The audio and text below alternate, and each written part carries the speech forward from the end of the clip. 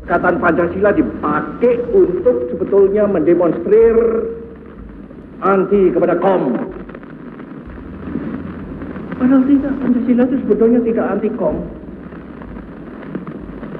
KOM dalam arti ideologi sosial untuk mendatangkan di sini suatu masyarakat sosialistis. Kalau dikatakan ya aku Pancasila, tetapi dalam artinya anti masa KOM-nya ini,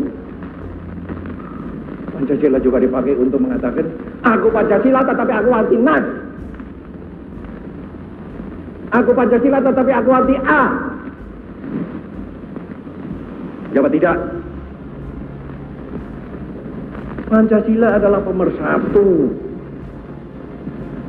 adalah satu ideologi yang menyakup segala.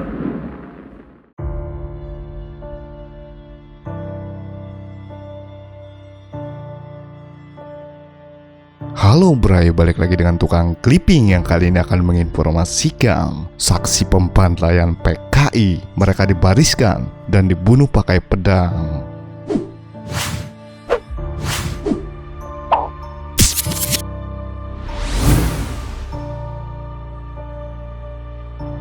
Desa Pakraman Batu Agung, Jembrana, Bali telah membongkar kuburan massal anggota PKI di Jalan Desa Banjar Adat Mesean.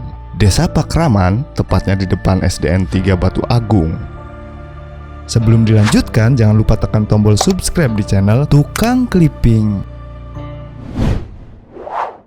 Dalam pembongkaran itu, tulang belulang jenazah ditemukan dalam kuburan massal tersebut. Rencananya, tulang belulang itu akan diaben sesuai adat dan kepercayaan Hindu.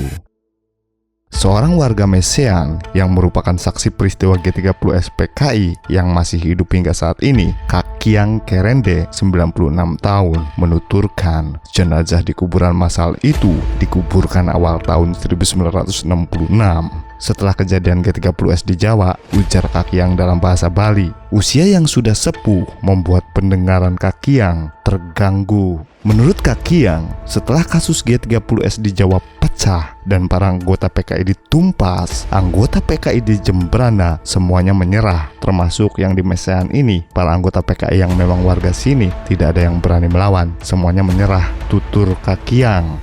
Setelah itu, di Banjar Mesean, menurut Kakiang Kerende, para anggota PKI semuanya ditangkap dan dikumpulkan. Tidak ada perlawanan, mereka hanya pasrah. Mereka lantas digiring ke tempat ini, tempat kuburan massal. Kemudian mereka dibariskan dan dibunuh secara bersamaan. Saya sendiri melihatnya, ucap kakek tersebut.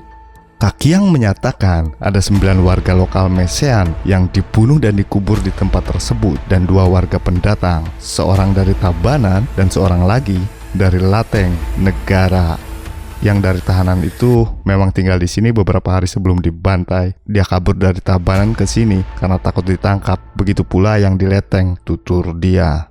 Namun akhirnya, kata Kakiang Kerende, mereka tertangkap di Mesean dan akhirnya dieksekusi oleh warga PNI dengan menggunakan pedang. Mereka memang anggota PKI, tapi setahu saya mereka tidak melakukan pemberontakan. Yang jelas saat itu memang ada perintah untuk menangkap dan menumpas anggota PKI seperti daerah-daerah lainnya, kata kakek berjenggot putih ini.